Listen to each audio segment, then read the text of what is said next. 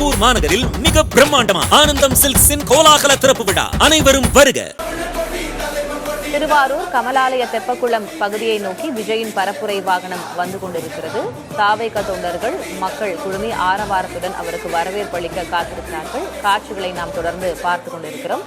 கள விவரங்களையும் நமது செய்தியாளர்கள் வழங்கிய வண்ணம் இருக்கிறார்கள். அந்த வகையில் செய்தியாளர் மாதவன் நம்மோடு இணைந்திருக்கிறார். மாதவன், தற்போது நீங்க இருக்கக்கூடிய இடம் என்ன? விஜயுடைய பரப்புரை வாகனம் எந்த பகுதியில் இருக்கு? இன்னும் எவ்வளவு நேரத்தில் சென்றடைய வாய்ப்பு இருக்கிறது? இன்னும் எவ்வளவு நேரத்தில் அவர் உரையாற்ற வாய்ப்பு இருக்கு? திலகவதி, விஜய் தமிழக வெற்றி கழகத்தில் விஜய் திருவாரூர் வந்தடைந்து வாழவாய்க்கால் வாழவாய்க்கால்லேருந்து விரைவாக ரவுண்டான பகுதி வந்தார். ரவுண்டான பகுதியிலிருந்து விரைவாக பேருந்து நிலையத்துக்கு வந்தார். ஆனால் பழைய பேருந்து நிலையத்திலிருந்து அந்த பனகல் சாலை வழியாக 4 வீதிகளையும் சுற்றி தான் அந்த கமலாலய குளத்திற்கு அருகில் உள்ள தெற்கு வீதியில் பரப்புரையாற்ற வேண்டும். தற்பொழுது பனகல் சாலையை கடந்து வந்து கொண்டிருக்கிறார். இன்னும் 4 வீதிகளையும் சுற்றி வர வேண்டும். பனகல் சாலை அந்த 4 வீதிகளும் ஆழித்தேரோடு ஓடக்கூடிய வீதிகள், அந்த அகலமான வீதிகள் தான். இருந்தாலும் எல்லா வீதிகளிலையும் விஜய் ரசிகர்களும் தமிழக வெற்றி கழகத்தினரும் குழுமி இருப்பதால் நாம் ஏற்கனவே சொல்லியிருந்தேன் 1 மணி நேரத்துக்கு மேலாக ஆகும் என்று. தற்பொழுது பழைய பேருந்து நிலையத்திலிருந்து பனகல் சாலை வருவதற்கே அரை மணி நேரத்திற்கு மேலாகிவிட்டது. அடுத்ததாக கீழ வீதி, வடக்கு வீதி, மேல வீதி, அதுக்கு அடுத்ததாகத்தான் தெற்கு வீதி முனையில் பேச உள்ள. இன்னும் கிட்டத்தட்ட 1 மணி நேரத்திற்கு மேலாக ஆகும் என கருதப்படுகிறது. திலகவதி, மாதவன், கடந்த முறை திருச்சியில பிரச்சார பயணத்தில் பார்த்தோம்னா முக்கியமான ஒரு பிரச்சனை என்ன நடந்ததுன்னா, மைக் விவகாரம் பேசு பொருளாகி இருந்தது. அங்க மின்சாரம் துண்டிக்கப்பட்டிருந்தது போன்ற குற்றச்சாட்டுகள் எழுந்தது. விஜயுமே தொடர்ந்து பேசும்போது ஆளும் அரசு எங்களுடைய பரப்புரைகளுக்கு அனுமதி வழங்குறது இல்ல, போற இடங்கள் எல்லாம் இடையூறு ஏற்படுத்துது அப்படின்னும் குற்றம் சாட்டியிருந்தார். நாகையில அது போன்ற பிரச்சனை எதுவும் ஏற்படவில்லை. வைஃபை வசதி ஏற்படுத்தப்பட்டிருந்தது. 2 மைக்குகள் பயன்படுத்தினார். அதையெல்லாம் நம்மளால காட்சிகள்ல பார்க்க முடிஞ்சது. இந்த முறை அதெல்லாம் சீர் செய்யப்பட்டிருக்கா? மைக் பிரச்சனை, மின்சாரம் துண்டிப்பு போன்ற அதற்கெல்லாம் முன்னேற்பாடா செஞ்சிருக்காங்க? திலகவதி, திருவாரூர் மாவட்டத்தை பொறுத்த வரைக்கும் எந்த ஒரு அரசியல் கட்சியாக இருந்தாலும் திருவாரூர் தியாகராஜர் கோவில் தெற்கு வீதியில் தான் பெரும்பாலான பொதுக்கூட்டங்களையும் இது போன்ற நிகழ்ச்சிகளையும் வைக்கக்கூடிய இடம் என்றால் மிகவும் ஒரு அகலமான இடம். ஒவ்வொரு வீதியிலுமே ஒரு 50,000 பேர் குழுமக்கூடிய அளவிற்கு உள்ள இடம். ஏனென்றால் ஆழி தேரோடக்கூடிய இடம். இந்த ஆழி தேரோடத்தை நான் பார்ப்போம், பல லட்சம் மக்கள் வந்து போவார்கள். இந்த முறை மின்தடை அறிவித்திருந்தாங்க. ஆனால் மறுநாளே மின்தடையை விலக்கி கொண்டாங்க இந்த பகுதியில் திருவாரூர் மின் வாரியம். அதன் பிறகு இன்று கிட்டத்தட்ட 1 மணி நேரத்துக்கு மேலாக அந்த மின்சாரம் தடைபட்டிருந்தது. அது குறித்து நம்ம செய்திகள் வெளியிட்டு இருந்தோம். அதன் பிறகு தற்போது மின்சாரம் சீராக வழங்கப்பட்டு விட்டது. மேலும் திருவாரூரை பொறுத்த வரைக்கும் உங்களுக்கு அந்த 4 வீதிகளில் அந்த புறம் பகுதி மட்டும்தான் கொஞ்சம் டேஞ்சரான பகுதி. அதனாலதான் காவல்துறை தன்னுடைய முக்கியமான நிபந்தனை என்ன சொல்லியிருந்தாங்கன்னா, அந்த குளத்தை சுற்றி தடுப்பு அரங்களை வச்சிருக்குன்னு சொல்லியிருந்தாங்க. அதே போலவே தமிழக வெற்றி கழகம் வச்சுட்டாங்க. இது வரைக்கும் வாழ்நாளிலேயே வரலாற்றிலே முதல் முறையாக அந்த கமலாலய குளமானது சுற்றி மூடப்பட்டு உள்ள காட்சிகளை நம்ம பார்த்துருக்கோம். தொடர்ந்து பனகல் சாலை முடிந்து தற்பொழுது கீழ வீதியில் விஜய் வர ஆரம்பித்துள்ளார். இன்னும் 1 மணி நேரத்திற்கு மேலாக அல்லது 1 மணி நேரத்திற்கு உள்ளாக தெற்கு வீதி பரப்புரை ஆற்ற விடுதல் வந்து விடுவார்கள். மாதவன், தொடர்ந்து விவசாய பிரச்சனைகள் குறித்தான நிறைய நேரலைகளை நம்ம பார்த்திருக்கோம். பருவமழை காலங்களாகட்டும், பருவமழை பொய்த்து போகும் காலங்களாகட்டும், விவசாய நிலமாக இருக்கக்கூடிய திருவாரூர்ல, அதுவும் காவிரி படுகை மாவட்டமாக இருக்கக்கூடிய திருவாரூர்ல விவசாயிகளுடைய பிரச்சனை என்ன, விவசாயம் சார்ந்த பிரச்சனைகள் என்னென்ன இன்றைக்கு விஜய் எடுத்துரைப்பார் அப்படின்னு எதிர்பார்க்கப்படுது?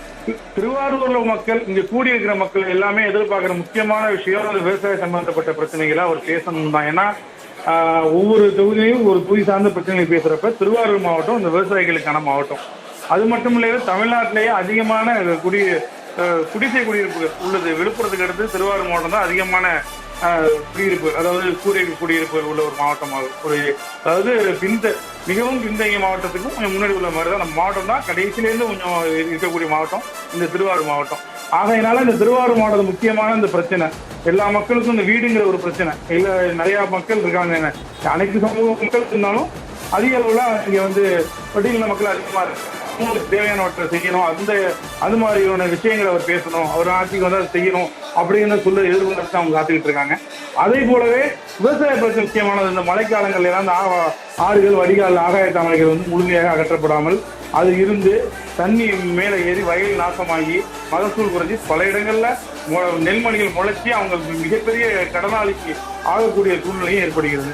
இன்னொரு முக்கியமான பிரச்சனை என்னன்னா, பயிர் காப்பீடு கடந்த 4 ஆண்டுகளாக சரிவர எந்த ஒரு விவசாயிக்கும் கிடைக்கப்படுறது, நெல்லா இருக்கட்டும், உளுந்தா இருக்கட்டும், எள்ளா இருக்கட்டும், பருத்தியா இருக்கட்டும். அதனால அந்த பயிர் காப்பீடு பிரச்சனைனா விவசாயியும் இப்ப பங்கு கட்டுது, அரசாங்கமும் பங்கு கட்டுறாங்க. அது இங்க உள்ள விவசாயிகள் என்ன எதிர்பார்க்காங்க, ஏன் பிரைவேட்டுக்காரங்க எடுத்து நடத்தணும், கவர்மெண்ட்டே எடுத்து நடத்தட்டும். எங்க பணம் பிரைவேட்டுக்காரங்க சாப்பிட்றதோட பிரைவேட்டுக்காரங்கிட்ட போறத விட கவர்மெண்ட் கிட்ட போனாலும் பிரச்சனை இல்லை. இனிமேல பயிர் காப்பீடு நிறுவனத்தை கவர்மெண்ட் எடுத்து நடத்தினா எங்களுடைய பங்கு தொகையை ஒருவேளை எங்களுக்கு கிடைக்கலாம் பரவாயில்லங்கிற மனநிலையில தான் விவசாயிகள் இருக்காங்க. ஆனால் இந்த விவசாயிகள் பிரச்சனையும் பிரச்சனையும் இன்னைக்கு விஜய் பேசுவார்னு இங்க உள்ள தொண்டர்களும் ரசிகர்களும் விரும்புறாங்க. மேலும் திருவாரூர் மாவட்டம் பின்தங்கிய மாவட்டமாக இருக்கிறதுனால இங்கே உள்ள விவசாய சம்பந்தப்பட்ட தொழில் வளர்ச்சியை முன்னேற்றணும். அதே போல முத்துப்பேட்டையில் உள்ள அலையாட்சி கடைகள்லாம் இன்னும் நல்லா டெவலப் பண்ணணும். சுற்றுலாத்தலங்கள் உதயமார்த்தாண்டபுரம், வடுவூர் ஏரி, அந்த மாதிரி சுற்றுலாத்தலங்களை மேம்படுத்தணும். அதே போல புனித ஸ்தலம் நிறையா இருக்கு. இங்கே திருவாரூர் தியாகராஜர் கோயில் இருக்கு, அதே போல முத்துப்பேட்டில் தர்கா இருக்கு, அதே போல அருகில வேளாங்கண்ணி சம்பந்தமாக நாகையில பேசியிருந்தாரு. இது போல முக்கியமான தலங்கள், அதாவது சாதி மத வேறுபாடு இல்லாம இருக்கக்கூடிய ஒரு மாவட்டமாக இந்த மாவட்டம் இருக்கிறதுனால இந்த மாவட்டத்தில் உள்ள இந்த விவசாய பிரச்சனை முக்கிய தலங்களை தரம் உயர்த்துறது, நல்லபடியா சுற்றுலாத்தலம் மாற்றுவது, அதே போலவே இந்த விவசாயிகளுடைய பிரச்சனையை முன்னெடுத்து செல்வது, முதலான விவசாய சம்பந்தப்பட்ட கோரிக்கைகளை செய்யணும்னு எல்லா ரசிகர்களும் அவங்களுடைய தொண்டுகளை எதிர்பார்க்கிறாங்க. மேலும் சாலை வசதி, இந்த அடிப்படை வசதிகள் கிராமப்புறங்கள் எல்லாம் நம்ம அடிக்கடி பார்ப்போம். இடுகாடு இல்லை, இடுகாடு இல்லாம வயல் வழியா தூக்கிட்டு போறாங்க அப்படிங்கிற குற்றச்சாட்டு திருவாரூர் மாவட்டத்துல அடிக்கடி நிற்கிறோம். ஆத்துக்குள்ள இறங்கி போறாங்க, பாலம் கட்ட முடியாது, பல கிலோமீட்டர் சுற்றி போகணும். இது போல உள்ள அடிப்படை பிரச்சனை மனிதர்களுக்கும் இந்த மாணவர்களுக்கும் மக்களுக்கும் தேவையான அடிப்படை கட்டமைப்பு வசதிகளை திருவாரூர் மாவட்டத்துல அரசு உருவாக்க வேண்டும். இத்தனை ஆண்டு ஆண்டவன் ஏன் உருவாக்கல அப்படிங்கிற கோணத்தை பேச வாய்ப்புகள் இருக்கிறது. அதை பேச வேண்டும் என்று எதிர்பார்க்கிறாங்க. அதே போல முன்னாள் முதல்வர் கலைஞர் கருணாநிதி மாவட்டம் இருக்கிறதுனால திராவிட முன்னேற்ற இங்க என்னென்ன செஞ்சிருக்கு, இல்ல இங்க என்னென்ன செய்யல அப்படிங்கிற விஷயங்களையும் பேச வாய்ப்பு இருக்கிறதாக எதிர்பார்க்கிறாங்க. மாதவன், நம்ம காட்சிகள்ல பார்க்கும்போது அங்க அதிகப்படியான மக்கள் தொண்டர்கள் குவிந்திருப்பதை பார்க்க முடிகிறது. விஜயுடைய வாகனம் இன்னும் அங்கு வந்து சேரவே நேரமாகும் போல தெரிகிறது. அவ்வளவு மக்கள் வெள்ளமாக அங்கே காட்சியளிக்கிறது. இப்போ நம்ம கடந்த முறை திருச்சியில பார்த்தோம்னா காலையிலிருந்தே மக்கள் தொண்டர்கள் காத்திருந்தார்கள். அவர் 11 மணிக்கு பிரச்சாரத்துக்கு வருவார் அப்படின்னு எதிர்பார்க்கப்பட்டு 3:30 மணி ஆகிவிட்டது. அதே போல அரியலூர்ல எல்லாம் அவர் பேசும்போது இரவு நேரம் ஆகிவிட்டது. அதுக்கு பிறகு பெரம்பலூர்ல அவருடைய பிரச்சாரத்தையே தவிர்த்து விட்டு சென்று விட்டார். ஆனா இன்றைக்கு நாகை பொறுத்த வரைக்கும் 1 மணி நேர தாமதம் தான், பேசி முடித்து விட்டார். திருவாரூருக்கு ஏறத்தாழ திட்டமிட்டபடி வந்திருக்கிறார். 3 மணிக்கு அவருக்கான நேரம் ஒதுக்கப்பட்டிருந்தது, இப்போ 5 மணி ஆகிறது. இப்போ இந்த பகுதியில பிரச்சாரம் நடைபெறுவதற்காக ஒதுக்கப்பட்டிருக்கக்கூடிய இந்த பகுதியில தொண்டர்கள் எவ்வளவு நேரமாக காத்திருக்கிறார்கள்? காலையிலிருந்தே வந்த வண்ணம் இருக்கிறார்களா? 3 மணின்னு சொல்லப்பட்டது. எவ்வளவு நேரமா தொண்டர்கள் அங்கு காத்திருக்கிறாங்க? சிலவதி காலையில தொண்டர்கள் வந்தாங்க. காலையில அந்த கட்சியோட நிர்வாகிகள் முக்கியஸ்தர்களும் வந்திருந்தாங்க. அது அதிகமா இல்ல, மதியத்திற்கு மேலதான் தொண்டர்கள் வர ஆரம்பிச்சாங்க. ஏன்னா எல்லாமே கூட எத்தனை மணிக்கு வந்திருக்காரு, எந்த இடத்துல வந்திருக்காரு, நம்மளே எல்லாருக்கும் கரெக்டா ஊர் வாரியா அப்டேட் பண்ணிட்டு இருந்ததுனால அது பார்த்து மக்கள் வர ஆரம்பிச்சாங்க. உடனே காலையில ஒரு தம் பண்ணாம அது பார்த்து வர ஆரம்பிச்சாங்க. பட் விஜய் ஒரு இவ்வளவு கோரிக்கை வச்சோம், அங்க அவங்களுடைய ரசிகர்கள் அவரை ஃப்ரீயா வழிவிட்டு பார்த்து பண்ணாம இருக்கிறது பொதுமக்கள் மத்தியில ஒரு முகம் புளிக்கிற விஷயமா தான் இருக்கு. அவர் இவ்வளவு தூரம் சொல்றாரு, அறிக்கை விடுறாரு, நான் வழியை விடுங்க, யாருக்கும் தொந்தரவு பண்ணாதுன்னு சொல்றாரு. காலையிலேருந்து நேற்றையிலேருந்து காவல்துறை நிபந்தனைகள் எல்லாம் அந்த தமிழக வெற்றி கழக நிர்வாகிகள் பண்ணாங்க, அது மாற்றுக்கிறது இல்லை. அதே சமயத்துல சில தொண்டர்கள் அலாதி பிரியத்துல காரபி சூழ்ந்து அது மற்றவங்களுக்கு ஒரு நெருக்கடியோ ஒரு மனக்கசப்போ உண்டாக்காத மாதிரி பண்ணணும். அவர் வேண்டுகோள் விடுத்தும் இவங்க அதை ஏற்கல. ஒரு தலைவர் சொல்றதை ஏத்துக்க மாட்டேங்கிறாங்களே அப்படிங்கிற ஒரு முகக்குறிப்பு, ஒரு மனவேதனை மாதிரி தான் பொதுமக்கள் கருதுறாங்க. இருந்த பொழுதும் திருச்சியை காட்டிலும் திருவாரூர் நாகப்பட்டினம் அந்த அளவுக்கு டிலே ஆகல. நாகப்பட்டினம் ஈஸியாக பைபாஸ்க்கு சீக்கிரம் வந்துட்டாரு. திருவாரூர்ல வந்ததுலேருந்து உங்களுக்கு அந்த பனகல் சாலை, அடுத்தது 4 வீதி சுற்றி வரணும், அந்த மாதிரி காரணத்தினால கொஞ்சம் டிலே ஆகுது. இன்னும் கிட்டத்தட்ட 1 மணி நேரத்திற்கு உள்ளாகவோ அல்லது அதற்கு சற்று நேரம் உள்ளாகவோ பரப்புரையில் ஈடுபடுவார் திலகவதி. மாதவன், அதனை தொடர்ந்து நம்மளால காட்சிகள்ல பார்க்க முடிகிறது. நீங்க இணைப்பிலேயே தொடருங்க. விஜயுடைய பரப்புரை வாகனம் பரப்புரை நடைபெறும் கமலாலய தெப்பக்குளம் பகுதியை நோக்கி வந்து கொண்டிருக்கிறது. மக்கள் வெள்ளத்தில் மெதுமெதுவே மிதந்து வந்து கொண்டிருக்கும் காட்சிகளை நாம் பார்க்கிறோம். தொடர்ந்து கள சூழல் என்பதனை பார்க்கலாம்.